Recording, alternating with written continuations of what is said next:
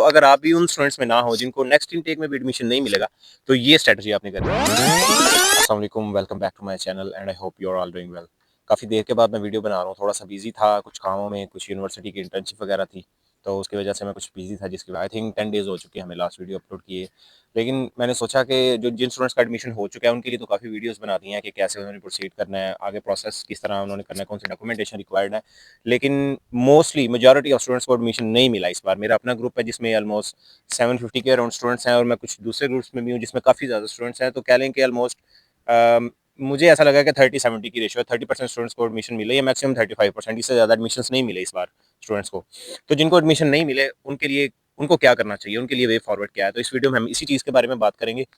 सबसे पहले स्टार्ट करते हैं कि सबसे बड़ी गलती जो मैंने भी की थी, जो मैंने अपनी वीडियो में भी बताई थी, वो ये है कि आप लोग जस्ट एक जगह अप्लाई कर रहे होते हैं। मिसाल के तौर पर जो फ्रांस का प्रोसेस कर रहा है वो फ्रांस में अप्लाई करके बिल्कुल ईजी हो जाता है कि मैंने फ्रांस में अप्लाई कर लिया है, मुझे एडमिशन मिल जाएगा, मुझे वीज़ा मिल जाएगा। ऐसा बिल्कुल भी नहीं है।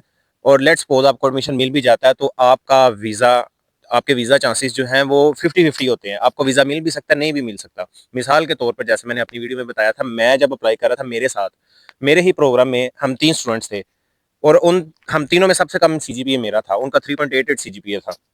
उन दोनों के वीज़ा रिजेक्ट हो गए थे, मेरा वीज़ा लग गया था। तो आपका एडमिशन आपकी प्रोफाइल के बेस पे आपको मिलना है कि आपकी कितनी अच्छी प्रोफाइल है, बट उसके आगे आपका वीज़ा लगना है कि नहीं, वो सोलली आपकी ओवरऑल प्रोफाइल पे डिपेंड करना है, जिसमें आपका कवर लेटर आ जाता है, आपके प्रूफ ऑफ फंड्स आ जाते हैं। क्योंकि एडमिशन आपको मिलना था, यूनिवर्सिटी ने दे दिया, दैट्स इट। एम्बेसी में जब आपने जाना है, वहाँ पे आपके फंड्स देखे जाने, वहाँ पे आपने इंटरव्यू कितना अच्छा दिया, आपने कवर लेटर को किस तरह जस्टिफाई किया है, आपकी लॉन्ग टर्म मोटिवेशन देखी जानी है। तो इस चीज़ की बेस पे आपको वीज़ा मिलना है। तो एडमिशन मिलने के बाद भी इस चीज़ की ज़मानत नहीं है कि आपको वीज़ा मिलता है कि नहीं मिलता। तो इस वजह से ये स्टूडेंट्स गलती करते हैं। अब वो स्टूडेंट्स जिनको एडमिशन नहीं मिला उनके लिए वे फॉरवर्ड क्या है, क्योंकि 70% ऑलमोस्ट कह लें कि 65% या 70% जैसे मैंने बताया कि स्टूडेंट्स ऐसे हैं जिनको एडमिशन नहीं मिला, और इस इनटेक में जाहिर सी बात है कुछ और स्टूडेंट्स भी आएंगे। तो फिर आपको क्या लगता है कि अगर आपको इस बार एडमिशन नहीं मिला और आप सोच रहे हैं कि नेक्स्ट इनटेक में मैं अप्लाई कर लूंगा, तो क्या सभी को एडमिशन मिल जाएगा? फिर यही रेशो होगी, 30% या 35% स्टूडेंट्स को एडमिशन मिलेगा, बाकी को फिर नहीं मिलेगा। तो अगर आप भी उन स्टूडेंट्स में ना हो जिनको नेक्स्ट इनटेक में भी एडमिशन नहीं मिलेगा, तो ये स्ट्रेटजी आपने करनी है। आपने करना क्या है, आपने सबसे पहले फ्रांस सेंट्रिक नहीं रहना, मतलब कि आपने जस्ट फ्रांस में अप्लाई नहीं करना। और मैं रिकमेंड करूंगा कि अगर आप पाकिस्तान में कराची से बिलोंग करते हैं या सिंध से बिलोंग करते हैं, तो आप मस्ट इटली में अप्लाई करें, क्योंकि इटली का प्रोसेस उस रीजन के स्टूडेंट्स के लिए बहुत ईजी है, बहुत स्मूथ प्रोसेस है। स्कॉलरशिप मिल जाएगी, चिल सीन है, वहाँ पे कोई टेंशन वाली बात नहीं है। और अगर आप पंजाब से भी नहीं इवन, और अगर आपको लगता है कि आप अपार्टमेंट मैनेज कर पाएंगे या काफ़ी आप रिच फैमिली से बिलोंग करते हैं, तो 5, 6, 7, 8 लाख लगाना भी आपके लिए मसला नहीं है, क्योंकि अल्टीमेटली तो स्कॉलरशिप मिल ही जानी है आपको। तो आप इटली का भी उसको भी एज ए चांस रख सकते हैं। और एक हमारी सोसाइटी की कह लें कि बड़ी टिमिड माइंडसेट कह लें या बुखार कह लें, उन्हें इस चीज़ का कि हमने यूरोप जाना है, चाइना को परस्यू ही नहीं कर रहे होते, चाइना को एज ऑप्शन रख ही नहीं रहे होते। बहुत गलत अप्रोच है। मैं इवन के यहाँ पे बैठे हुए, मैं इस वक्त फ्रांस में बैठा हुआ, मैं ये बात कर रहा हूँ कि अगर मेरा चाइना में प्रोसेस फ्रांस से जल्दी हो रहा होता, तो मैं चाइना में इसी तरह बैठा होता और इतना ही खुश होता जितना मैं आज यहाँ पे हूँ। और चाइना में जितना टेक पे काम हो रहा है यूरोप में उसके मुकाबले में कुछ भी नहीं है। तो और चाइना में स्कॉलरशिप्स भी अच्छी खासी हैं, चाइना में बहुत सी अपॉर्चुनिटीज़ हैं। तो चाइना को भी आप ऑप्शन रखें। चाइना का प्रोसेस ये जो यू स्टूडेंट करना चाहते हैं, आपने यूनिवर्सिटीज़ के नेम सर्च करने हैं। मिसाल के तौर पर आप शंघाई यूनिवर्सिटी में अप्लाई करना चाह रहे हैं, तो आपने शंघाई यूनिवर्सिटी सर्च करना है, वहाँ पे इंटरनेशनल के सेक्शन पे जाना है, वहाँ पे प्रोफेसर्स दिए होंगे। आपने सबसे पहले चाइना का प्रोसेस ये है कि आपने प्रोफेसर से एक्सेप्टेंस लेनी है, अपने प्रोफेसर्स को ईमेल करनी है। आपने करना क्या है कि इंटरनेशनल के सेक्शन पे जाएंगे, वहाँ पे प्रोफेसर्स की, एसोसिएट प्रोफेसर्स की, सभी प्रोफेसर्स की ईमेल दी होंगी। एक पॉइंट यहाँ पे है कि आपने एक्सेप्टेंस जस्ट प्रोफेसर या एसोसिएट प्रोफेसर से लेना है, उससे नीचे वाले रैंक का प्रोफेसर का एक्सेप्टेंस चाइना की स्कॉलरशिप के लिए एक्सेप्टेबल नहीं है। तो आपने उनमें से जितने भी प्रोफेसर जिनके सेक्शन बने होते हैं, उन्होंने बताया होता है कि ये प्रोफेसर हैं, ये एसोसिएट प्रोफेसर हैं, ये लेक्चरर हैं, ये असिस्टेंट प्रोफेसर हैं।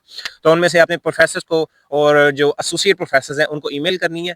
आई होप सो आपको जल्दी रिस्पॉन्स आ जाएगा, लेकिन इसमें आपने जो है ना वो बहुत जल्दी ये नहीं हो जाना कि मुझे रिस्पांस क्यों नहीं आ रहा, क्योंकि मैं अपनी बात करूं तो मिनिमम मैंने जो है ना वो 1000 ईमेल्स की होंगी। इसके लिए सब्र चाहिए, एमिनी बार का काम हो जाता। आपने ईमेल करनी है, एक फॉर्मेट बना के रख लें और उसकी स्पेशलाइजेशन के साथ अपनी हर ईमेल को अलाइन कर लें। सीवी बस सेंड किया करें, मैं बस जस्ट सीवी ही सेंड किया करता था। तो आपने उसे बता देना कि मैं इंटरेस्टेड हूँ, तो अगर उसको आपकी प्रोफाइल अच्छी लगी तो वो आपको एक्सेप्ट कर लेगा। और अगर आपको वहाँ से उसने एक्सेप्टेंस लेटर सेंड कर दिया, आप चाइना की स्कॉलरशिप के लिए अप्लाई कर सकते हैं। CSE है, SGS है, प्रेसिडेंशियल स्कॉलरशिप है, बहुत सी स्कॉलरशिप्स हैं चाइना के अंदर, अलॉट ऑफ अपॉर्चुनिटीज देयर। तो आप उस ऑप्शन को भी एज एन ऑप्शन रखें। अब आपके पास 3 ऑप्शन हो चुके हैं, देखें यहीं से देख लें कि जस्ट आप पहले फ्रांस में कर रहे थे। मिसाल के तौर पर 100 स्टूडेंट्स हैं, वो सारे के सारे फ्रांस में कर रहे हैं।